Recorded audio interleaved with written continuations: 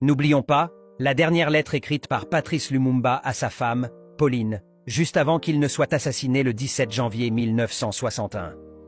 Ma compagne bien-aimée, je t'écris ces mots sans savoir si tu les recevras, quand tu les recevras, et si je serai encore en vie quand tu les liras. Tout au long de ma lutte pour l'indépendance de mon pays, je n'ai jamais douté un seul instant que la cause sacrée à laquelle mes camarades et moi avons consacré nos vies entières triompherait à la fin.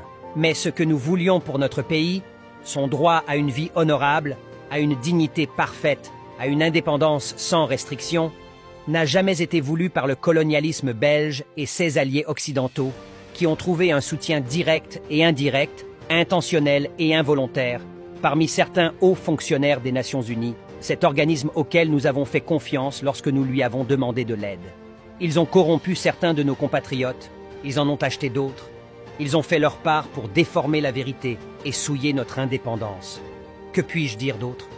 Que morts ou vivants, libres ou en prison sur ordre des colonialistes, ce n'est pas ma personne qui est importante. Ce qui est important, c'est le Congo, notre peuple misérable dont l'indépendance a été transformée en cage, avec des gens qui nous regardent de l'extérieur des barreaux, parfois avec une compassion charitable, parfois avec joie et délice. Mais ma foi restera inébranlable.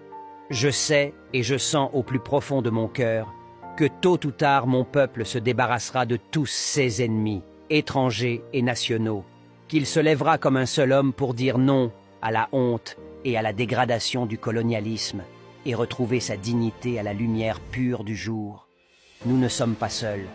L'Afrique, l'Asie et les peuples libres et libérés de tous les coins du globe resteront toujours aux côtés des millions de Congolais qui ne renonceront pas à la lutte jusqu'au jour où il n'y aura plus de colonisateurs ni de leurs mercenaires dans notre pays.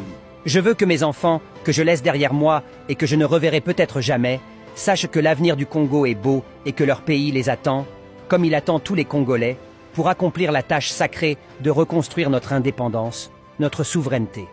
Car sans justice, il n'y a pas de dignité et sans indépendance, il n'y a pas d'homme libre.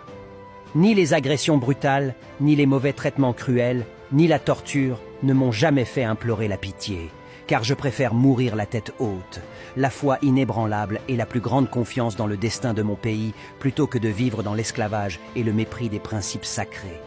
L'histoire aura un jour son mot à dire. Ce ne sera pas l'histoire enseignée aux Nations Unies, à Washington, à Paris ou à Bruxelles, mais l'histoire enseignée dans les pays qui se sont livrés du colonialisme et de ses marionnettes. L'Afrique écrira sa propre histoire, et au nord comme au sud du Sahara, ce sera une histoire pleine de gloire et de dignité. Ne pleure pas pour moi, ma compagne. Je sais que mon pays, qui souffre tant maintenant, sera capable de défendre son indépendance et sa liberté. Vive le Congo, vive l'Afrique. Patrice Lumumba ne meurt jamais. Kwame Nkrumah ne meurt jamais. Steve Biko ne meurt jamais.